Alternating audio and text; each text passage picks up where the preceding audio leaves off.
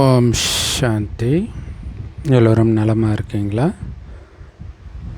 So பாலியல் குற்றங்கள் அதிகமாக நடக்குது, பெண்களுக்கு பாதுகாப்பு இல்லை அப்படிங்கிறத அதிகமாக விஜய் அவர்கள் எலெக்ஷனுக்கு முன்னாடி சொன்னார்.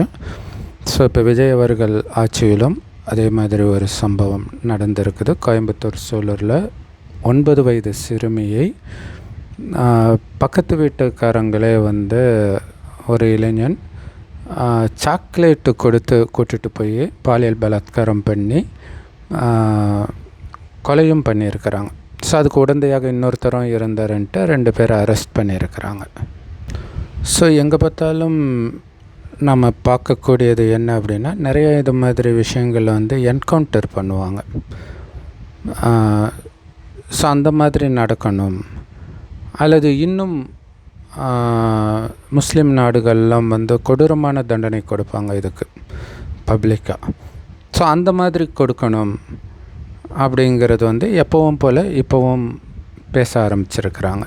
ஸோ இதில் அவங்க ஒரு வேளை போதைப்பொருள் பழக்கத்தில் இருந்து அந்த காரியத்தை செஞ்சாங்களா, அந்த நேரத்தில் போதைப்பொருளின் வசத்தில் இருந்தாங்களா அப்படிலாம் யோசிக்கிறாங்க. ஆனால் இதில் என்ன ஒரு விஷயம்னா, முஸ்லீம் நாடுகள் மாதிரி கடுமையான சட்டமே எடுத்துகிட்டு வந்தாலும் இது நடக்கும். ஏன்னா இது எங்கேயோ இருந்து வரல இல்லை. வழக்கமாக அந்த குழந்தை யார் கூட விளையாடுமோ இல்லை பக்கத்தில் இருக்கிறவங்க மேலாம் ஒரு நம்பிக்கை இருக்க தானே செய்யும். ஸோ அப்படி விளையாடும்போது நடக்கிறது. இது இல்லாமல் குடும்பத்தில் இருக்கிறவங்க மூலமாகவே பாலியல் சீண்டலுக்குள்ளாகிறது எல்லாமே அதிகமாக நடக்கிறத நம்ம பார்க்குறோம். ஸோ குறிப்பாக இப்போ நிறைய நியூஸில் இதை பற்றி வர்றதுனால எல்லோருக்குமே தெரியும் இதனால் பயங்கரமான தண்டனை கிடைக்கும்ன்ட்டு. தெரிந்தே தான் அதை பண்ணுறாங்க. அதற்கு காரணம் என்னென்னா, அந்த அளவிற்கு ஆக்சுவலாக அது தெரிஞ்சதுனால தான் கொலை பண்ணுறாங்க. அதை புரிஞ்சுக்கணும் இல்லையா? அந்த பொண்ணை விட்டுட்டா, அந்த பொண்ணு வெளியில் சொன்னால் நம்ம மாட்டிக்கோன்ற பயத்தினால தான் அவன் கொலையே பண்ணுறான். அப்போ அவனுக்கு தெரியுது இதோடைய கான்சிக்வன்ஸ் என்னன்ட்டு. ஆனால் அந்த பலாத்காரம் பண்ண பிறகு அவனுடைய புத்தி வேலை செய்யுது இல்லையா, இது தப்புன்னு. அதுக்கு முன்னாடி அவனுக்கு வேலை செய்யலை. அதுதான் உண்மை. ஏன் அப்படின்னா, மனம் புத்தின்னு 2 இருக்குது நம்மளுடைய ஆத்மாவில். ஆத்மானா உயிர், அது பூர்வமத்தில் நட்சத்திரம் மாதிரி ஜொலிக்குது. அதனால தான் அங்கே பொட்டு வைக்கிறோம். அதில் தான் மனம் புத்தி 2மே இருக்குது. ஸோ புத்தியோடைய கண்ட்ரோலில் இருக்கணும் மனம். அப்படி தான் ஆரம்பத்தில் இருந்தது, முதல் 2500 வருடத்துக்கு. அப்போ இந்த பூமியே சொர்க்கமாக இருந்தது. ஆனால் 2500 வருடம் கழிச்சு புத்தி பலகீனமாயிடுச்சு. மனம் அது இஷ்டத்துக்கு வேலை செய்ய ஆரம்பிச்சிருச்சு. அது இஷ்டத்துக்கு எண்ணங்களை உருவாக்க ஆரம்பிச்சிடுது. அதுக்கு பிடித்த எண்ணங்களை உருவாக்க ஆரம்பிச்சிடுச்சு. அது இஷ்டத்துக்கு இது சரியா தப்பா அப்படிங்கிறத பற்றிலாம் யோசிக்கலை. கொஞ்சம்தான். போக போக போக போக புத்தி ரொம்ப பலகீனமாகிட்டே இருக்குது. அப்போ மனம் அதிகமாக எண்ணங்களை உருவாக்குது, தவறான எண்ணங்களை. ஸோ அப்படி அதிகமாக தவறான எண்ணங்கள்ன்றது காமத்தின் எண்ணங்கள் தான். அதிகமாக எல்லோருக்குமே இருக்கும். அந்த பாலியல் பலாத்காரம் செய்கிறவங்களுக்கு மட்டும் இல்லை, எல்லாருக்குமே இருக்கும். ஸோ அவர்களுக்கு மேபி அதை விட கொஞ்சம் அதிகமாக இருந்திருக்கலாம். ஸோ இது ஜென்ரலாகவே பிறக்கும் பொழுதே பாவியாக பிறக்கிறான்னு நிறைய மதங்களில் சொல்லப்பட்ட மாதிரி, முன் ஜென்மத்திலே காமத்தில் மூழ்கினது ஆத்மாவில் பதிவு இருக்கும். அதோடைய ட்ரிகர் வரும்போது அது முன் ஜென்மத்தில் நீங்கள் எந்த அளவுக்கு மூழ்கி இருந்தீங்களோ அந்த அளவுக்கு இப்போ அதனால் தூண்டப்படுவீங்க. காமத்திலேயே ரொம்ப மூழ்கி இருந்தீங்கன்னா ஸ்லைட்டாக ஒரு ஆபாசமான ஒரு விஷயத்தை பார்த்தீங்கனாலே டக்குன்னு அது ஆக்டிவேட் ஆகிடும். அப்படி இல்லைன்னா இந்த மாதிரி ஆபாசமான விஷயத்தை பார்க்கும்போது அது ஒரு பெரிய விஷயமாக ஸ்லைட்டாக டிஸ்டர்ப் ஆகும். பட் ரொம்ப அதில் மூழ்க மாட்டாங்க. ஸோ இந்த காமத்துடைய பவரை அர்த்தமுள்ள இந்து மதத்தில் கண்ணதாசன் அவர்கள் சொல்லியிருப்பாங்க. ஒருத்தன் 1 மாதம் வர பட்டினி ஒரு ரூமுக்குள்ளே பூட்டி வச்சுட்டாங்க. ஸோ அவனுக்கு பிடித்த எல்லா விதமான உணவு, 36 வகையான உணவும் ஒரு தட்டில் வச்சுட்டு பக்கத்தில் ஒரு பொண்ணை நிர்வாணமாக வச்சா அவனுடைய கண் முதல்ல நிர்வாணமாக இருக்கிற அந்த பெண்ணின் பக்கம்தான் போகும் அப்படின்னு சொல்லியிருப்பார். அப்போ காமம் மனிதனை எந்த அளவுக்கு அடிமைப்படுத்துது பாருங்கள். அப்படின்னு அர்த்தம், அந்த ஒரு செகண்ட் அவன் சாப்பிடலைன்னா அவன் செத்து போயிடுவான்ற நிலையிலும் கூட அவனுடைய புத்தி காமத்தை தான் தேடுது. அப்படின்னா அதுதான் இந்த பாலியல் பலாத்காரத்திற்கு காரணம். இல்லை, இதனால் உயிரே போனாலும் பரவாயில்லை அப்படின்னு தான் அவன் காமத்தை நோக்கி போகிறான். பரவாயில்லைன்றதோட காமத்தின் எண்ணங்கள் அங்கே மேலோங்கி இருக்கும். அடுத்து அந்த காமம் தணிந்த பிறகு தான் அவனுடைய புத்தி ஐயோ நம்ம தப்பு பண்ணிட்டோமேன்றதே அவனுக்கு தெரியும். இது ஜென்ரலாக எல்லா விதமான கொலை எல்லாமே அப்படி தான்னாலும் கூட காமம் ஒரு மயக்கத்தில் வச்சு, இல்லையா, கோபன்றது அது வேறு ஒரு உணர்வு.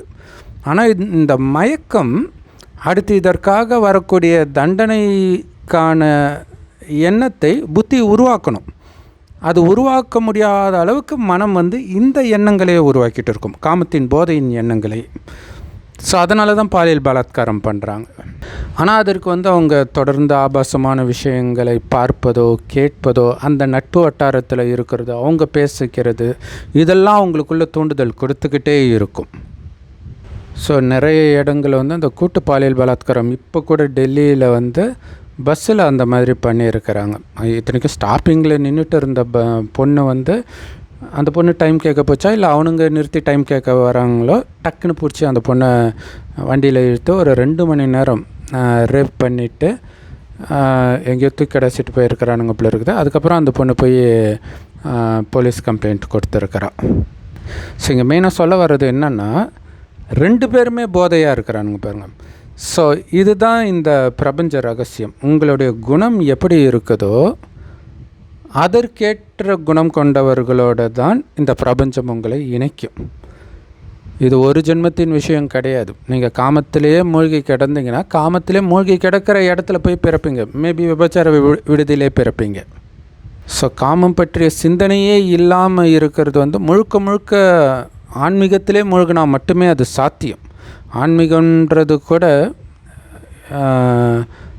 பக்தி வேறு, ஆன்மீகம் வேறு, அதை புரிஞ்சிக்கணும் இல்லையா. எல்லா மதங்களும் பக்தியைத்தான் உங்களுக்கு போதிக்குது. ஆன்மீகன்றது ஞானம், அதை இறைவன் தான் போதிக்கிறார். அவர் தான் சொல்கிறாரு, நீங்கள் அழியக்கூடிய உடம்பு கிடையாது, அழிவற்ற ஆத்மா. இந்த உணர்வில் தான் முதல் 2500 வருடம் இருந்தீங்க. ஒருவர் ஆத்மான்னு பார்த்தீங்க. அதனால தான் ஆண்களும் பெண்களும் அவ்வளோ அழகாக சொர்க்கத்தில் இருந்தாலும் மனம் சலனப்படலை. அதனால தான் அவங்களை இன்னை வரைக்கும் கோயில் கட்டி கும்பிட்றோம். ஆனால் 2500 வருடம் கழிச்சு ஆத்மான்றதை மறந்து உடல்ன்ற உணர்வுக்கு வரும். ஏன்னா ஆத்மா பவர் இழக்குது, சக்தி இழக்குது. ஸோ அப்போ உடல் உணர்வுக்கு வரும்போது தான் கொஞ்சம் கொஞ்சமாக காமம், கோபம், பற்று, பேராசை, அகங்காரம்லாம் அதிகரிக்க ஆரம்பிக்குது. ஸோ அது நல்ல விஷயத்துக்காக கோபப்படுறது தப்பு இல்லைன்னுவாங்க. அதுவே கொலையில் போய் முடிஞ்சால் தப்புன்னுவாங்க. கணவன் மனைவிக்கு இடையில் காமம் தப்பு இல்லைன்னுவாங்க. அதே கள்ள தொடர்புனா தப்புன்னுவாங்க. ஆனால் அது கூட இப்போ தப்பு இல்லைன்ட்டாங்க. இப்போதைக்கு பாலியல் குற்றம் மட்டும்தான் தப்புன்றாங்க. ஸோ அப்படின்னா என்ன அர்த்தம்? அந்த விதை தப்பு இல்லை, அதனால் வரக்கூடிய மரம் தான் தப்பு அப்படின்னு இந்த சமுதாயம் ஒரு வித்தியாசமான போதனையை கொடுக்குது. ஏன்னா இது ஒரு சில எம்ஜிஆர் படங்களை பார்க்கும்போது தெரியும், அவ்வளோ ஆபாசம் இருக்கும் பாட்டில். அது மாதிரி படங்களை பார்த்தாலே அவன் ரேப்பு தான் பண்ணுவான். ஆனால் இந்த படத்தில் ஒரு பாலியல் பலாத்காரம் வில்லன் பண்ணுவான், போய் எம்ஜிஆர் போய் சண்டை போடுவார். இவருடைய பாட்டை பார்த்தாலே ஒருத்தனுக்கு காம உணர்வு தான் வரும். அப்போ முரண்பட்ட விஷயத்தை போதிக்கிறாங்க பாருங்கள். ஸோ இங்கே காமத்தை தூண்டக்கூடிய எல்லா விஷயங்களும் இருக்குது. அதை தடையெல்லாம் பண்ண முடியாது. மேபி சில முஸ்லீம் நாடுகளில் தடை பண்ணியிருக்கிறாங்கன்னு நினைக்கிறேன். ஆப்கானிஸ்தான் போன்ற நாடுகளில் வாட்ஸ்அப் கிடையாது, யூடியூப் கூட கிடையாதுன்னு நினைக்கிறேன். ஸோ அந்த மாதிரி இருந்தால், ஆனால் அது இப்போதைக்கு சாத்தியம் கிடையாது இல்லையா. அது பயங்கரமாக பொருளாதாரத்தை பாதிக்கும். ஆபாச இணையதளங்களை எல்லாம் பேன் பண்ணாலுமே கூட சாதாரணமாக சோஷியல் மீடியாவே ஆபாசமாகத்தானே இருக்குது இப்போ. ஸோ இதையெல்லாம் தடை பண்ணுறது தனி மனிதன் கையில் கிடையாது. அதற்கான சாத்தியமும் கிடையாது. அப்போ என்ன பண்ணுறது? குழந்தைங்க கிட்ட குட் டச் பேட் டச் கற்றுக் கொடுக்குறாங்கன்னும் போது ஃபஸ்ட்டு அதிர்ச்சியாக இருந்தது. ஏன்னா காமம்னா என்னன்னே தெரியாத குழந்தைங்க கிட்ட போய் இதை சொன்னால், ஆக்சுவலாக தெரியாதுன்னா கூட அது முன் ஜென்மத்தில் அதில் மூழ்கி தானே இருக்குது. டக்குன்னு அது ட்ரிகர் ஆகிறதுக்கான வாய்ப்பு அதிகம். இருந்தாலும் சொல்லிக் கொடுக்க வேண்டியதாக இருக்குது. ஏன் அப்படின்னா, இந்த உலகம் அந்தளவுக்கு மோசமாக இருக்குது இல்லையா? பெரியவங்கக்கிட்ட எல்லாருக்கிட்டேயுமே குடும்பத்தில் இருக்கிறவங்கக்கிட்டே காமம் அதிகமாக இருக்கும் பொழுது இதை அந்த குழந்தைக்கு சொல்லிக் கொடுக்க வேண்டியது கட்டாயமாக ஆகுது. அந்த குழந்தையுடைய குழந்தைத்தன்மை போனாலும் பரவாயில்லன்னு சொல்லிக் கொடுக்க வேண்டியதாக இருக்குது.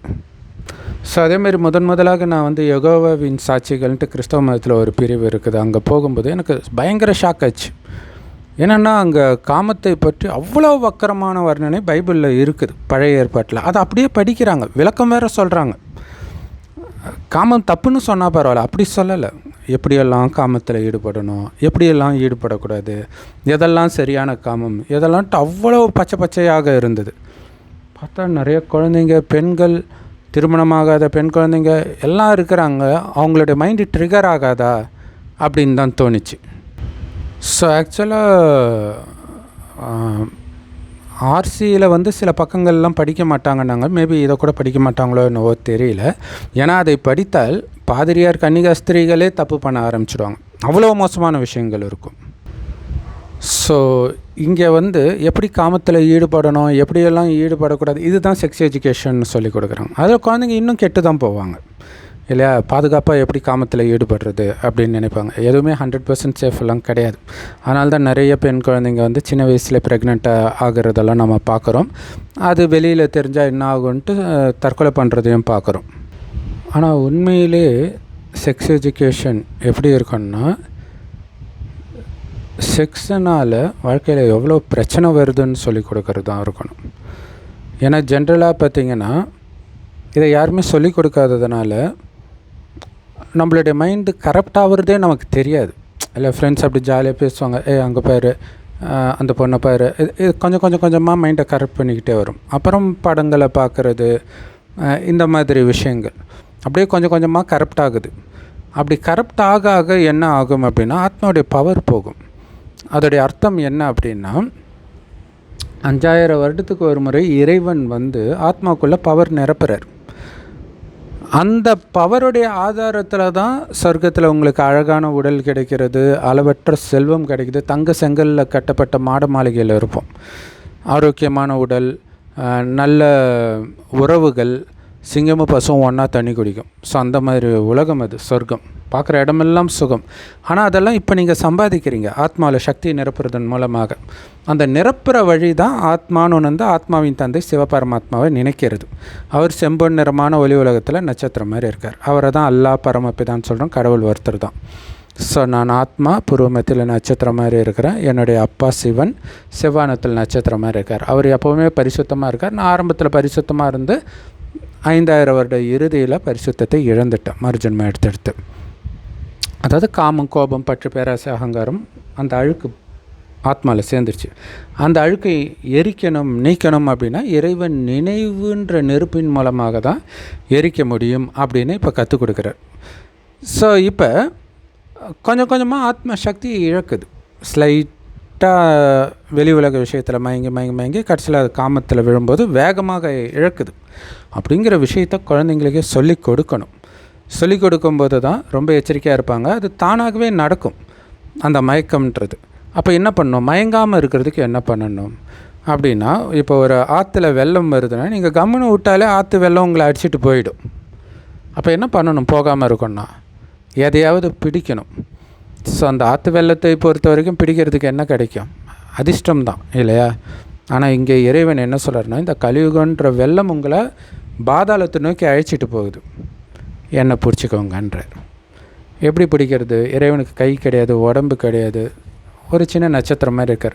ஒரு ஞானத்தை சொல்கிறதுக்காக கடைசின்னு ஒரு வருடம் ஒரு வயோதிகர் உடலை இந்த ஞானத்தை கொடுக்குறார்.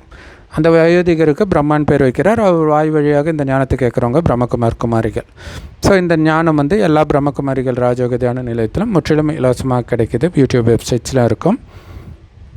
அதோடைய லிங்க்லாம் நம்ம தினமும் நம்ம வாட்ஸ்அப் சேனலில் போஸ்ட் பண்ணுவோம். ஸோ அந்த வாட்ஸ்அப் சேனலோடைய லிங்க் இந்த வீடியோக்கு டிஸ்கிரிப்ஷனில் இருக்க, அவசியம் ஜாயின் பண்ணுங்கள். ஸோ அப்போ இறைவனை நினைக்கிறீங்க பார்த்தீங்களா, செவ்வானத்தில் நட்சத்திரம் மாதிரி உங்களுக்கு உடம்பு இருக்குதுன்றதே மறந்துடுங்க. புத்தினால் நான் வெறும் ஆத்மா ஒளியாக இருக்கிறேன், என்னுடைய அப்பாவும் ஜோதியாக இருக்கார், அவர் எப்போவுமே பரிசுத்தமாக இருக்கார், அவரை நினைக்க நினைக்க நானும் பரிசுத்தமாகிறேன். இந்த நினைவில் இருக்க அல்லது இந்த நினைவில் இருந்துக்கிட்டே நீங்கள் மற்றவர்களோட பழகுறீங்க, மற்ற காரியத்தை செய்கிறீங்கன்னா ஆத்மா சக்தி இழக்காது, ஆத்மா மயங்கிடாது வெளி உலக கவர்ச்சியில். அந்த நினைவு இல்லாத பொழுது தான் மயங்க ஆரம்பிக்கும். அப்படிங்கிற விஷயத்தை நாம் ஒரு 8th ஸ்டாண்டர்டுக்கு மேலேயாவது குழந்தைங்களுக்கு சொல்லிக் கொடுக்கணும். ஏன்னா அந்த டைம்லேருந்து அல்லது 6வதுலேருந்து கூட வச்சுக்கலாம். ஏன்னா இப்போலாம் குழந்தைங்க 6வது படிக்கும்போதே லவ் பண்ணுறதாலும் கேள்விப்படுறோம். ஸோ அப்போ அவங்களுக்கே அதை சொல்லிக் கொடுக்கும் பொழுது, ஒருவேளை அதுக்கு முன்னாடியே அவங்க காமத்துக்கு அடிமையாக இருந்தாலும், ஏன்னா இன்டர்நெட் இருக்குது, முன் ஜென்மத்தில் ரொம்பவே மூழ்கி இருக்கும் நிறைய குழந்தைங்க, அப்போ அது தப்பு அப்படின்ட்டு தெளிய ஆரம்பிப்பாங்க. ஸோ எல்லா வயதினருக்குமே இது தேவை. அப்படி காமத்திலே மூழ்கினவங்க, அந்த காமத்தில் மூழ்கிறது கள்ள தொடர்பாக இருக்கலாம், ஆபாசமான படங்கள் மூலமாக இருக்கலாம், அல்லது விபச்சாரம், எப்படி இருந்தாலும் காமத்தில் நீங்கள் எந்த அளவுக்கு மூழ்கினீங்களோ அந்த அளவுக்கு சக்தி இழக்கும். அந்த அளவிற்கு முன் ஜென்மத்திலேருந்து இப்போ நீங்கள் ஒரு நல்ல குடும்பத்தில் பிறந்திருக்கலாம், ஆனால் இப்போ காமத்தில் மூழ்க அந்த சக்தி போயிட்டதுனால என்ன ஆகும்னா அந்த சொத்து உங்களை விட்டு பறிப்போகும். ஏதோ அது உங்கள் கிட்டேருந்து அபகரிக்கிறதுக்கு யாராவது காரணமாக இருப்பாங்க. ஒருவேளை நீங்கள் நல்ல குடும்பத்திலே பிறந்திருந்தீங்கன்னா நீங்கள் சீக்கிரமாக இறந்துடுவீங்க. ஏன்னா அதை அனுபவிக்கக்கூடிய தகுதியை நீங்கள் இழந்து ஒரு ஏழை குடும்பத்தில் பிறப்பீங்க. ஸோ இந்த ரகசியத்தை சொல்லும் பொழுது அந்த மாதிரி தவறு செய்து இழந்தவர்களுக்கும் இதனால தான் நம்ம இழந்தோமா அப்படின்ட்டு இனி காமத்தின் பக்கம் போகக்கூடாது. அதுக்கு என்ன பண்ணணும்? ஆத்மான்னு வந்து பரமாத்மாவை நினச்சிக்கிட்டே இருக்கணும். இதுதான் மெயின். கூடவே அவர் கொடுக்குற ஞானத்தையும் கேட்கணும். அதை முரளின்னு சொல்கிறோம். எல்லா பிரம்மகுமாரிகள் ராஜயோக தியான நிலையத்திலும் முற்றிலும் இலவசமாக கிடைக்கிது. இல்லை BK சரவணகுமார் தமிழ் முரளி அப்படின்னு நீங்கள் யூடியூப்பில் சர்ச் பண்ணிங்கன்னா நம்ம போடுற அந்த முரளிக்கு எளிய விளக்கம் கொடுத்து போடுவோம். ஸோ அதை தினம் தினம் கேளுங்கள், கேட்டது சிந்தனை பண்ணுங்கள். குறிப்பாக ஞாயிற்றுக்கிழமை முரளி, அவ்யக்த முரளின்னு சொல்லுவோம், அவ்வளவு பவர்ஃபுல்லாக இருக்கும், உங்களுடைய குணத்தையே மாற்றும். ஸோ இன்றைக்கி ஞாயிற்றுக்கிழமை தான் இல்லையா, இன்றைக்கி முரளி வேணால் பாருங்கள். நம்ம கடைசியில் எண்ட் கார்டில் போடுவோம். அதில் கோபத்தை வெல்வதற்கான வழி இருக்கும், அவ்வளோ சூப்பராக இருக்கும். ஸோ அது கொஞ்சம் கொஞ்சமாக படிச்சுட்டு அந்த முயற்சி பண்ண தான் ஆத்மா பலமாகும். ஸோ இந்த உடலை விட்டு உயிர் பிரிகிறதுக்குள்ளே ஆத்மா எந்த அளவுக்கு பலசாலி ஆகுதோ அந்த அளவுக்கு கலியுகம் அழிந்து வரப்போகிற சொர்க்கத்தில் மிக உயர்ந்த பதவியாக ஸ்ரீ நாராயணன் பதவியோ அல்லது அதற்கு ஈக்குவலான பதவியோ உங்களால் அடைய முடியும். முயற்சி தான் இங்கே. முயற்சின்றது கையகால மடக்கி எதுவும் பண்ண போகிறது கிடையாது. நினைவு தான் முயற்சி. இறைவன் நினைவில் இருந்துட்டு நான் சொர்க்கத்தில் பரிசுத்தமாக இருந்தவன் பரிசுத்தத்தை இழந்திருக்கிறேன், என் பரிசுத்தமான தந்தையை நினைத்து மீண்டும் பரிசுத்தமாகிறேன் அப்படிங்கிறது சதா மைண்டில் ஓடிக்கிட்டே இருக்கணும்.